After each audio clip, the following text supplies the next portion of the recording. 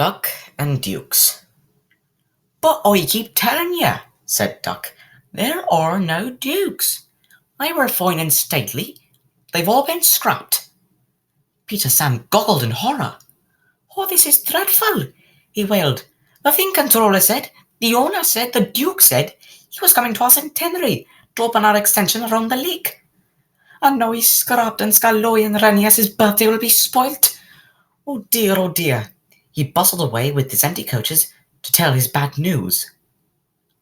"I think," said Scarloy, "that Duck was pulling your wheels." "No, Scarloy, he was quite serious." "He always jokes like that," chuckled Scarloy. But no one agreed, and they argued so loudly that the thing controller came to stop their noise. They told him about Duck, but he paid no attention. "I've no time for his nonsense now," he snapped. "It's a change in tomorrow's work. Scarloy, you will meet the Duke at 11 instead of 10:30. And he hurried away. "If there is a Duke," said Duncan. But they were all too tired to argue any more.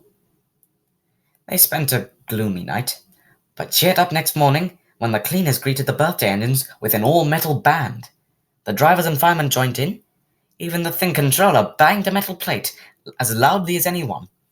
The engines punctuated the music with their whistles. The owner laughed and held his ears. Presently, he looked at his watch. "Right, that's enough," he ordered. So Rusty, Sir Handel, and Duncan went at once to find their coaches.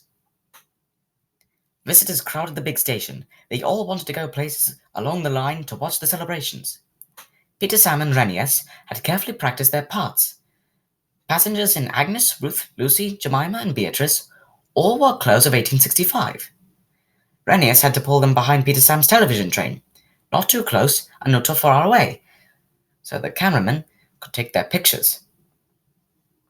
Visitors waved as they went by, and at last they reached the special sidings near the extension, where they settled down to wait. "Listen," said Peter Sam at last. "Here's Scarloy. They're cheering him." "Good," answered Renius. "Perhaps that'll make up for his disappointment over the Duke."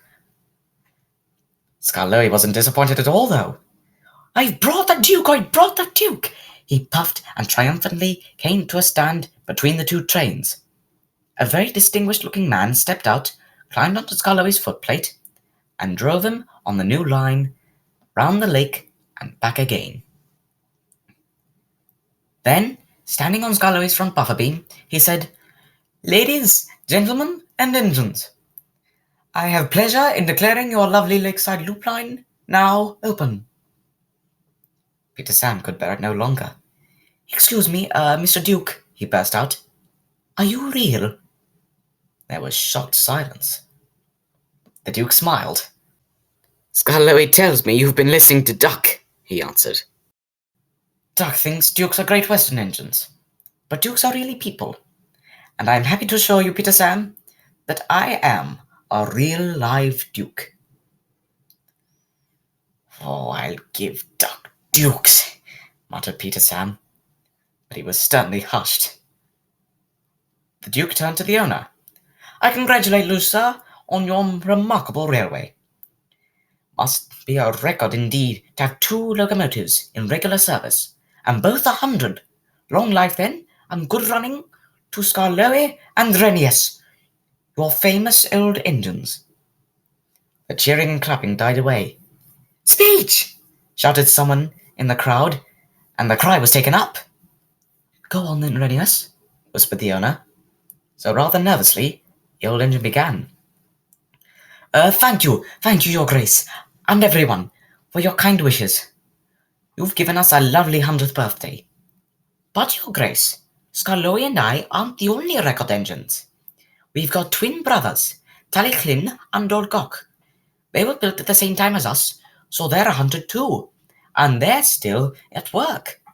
Their railway's at Towen in Wales. Please go and see them, your Grace, and everybody, and wish them many happy returns. From Scarloy and Renius, their little old twins."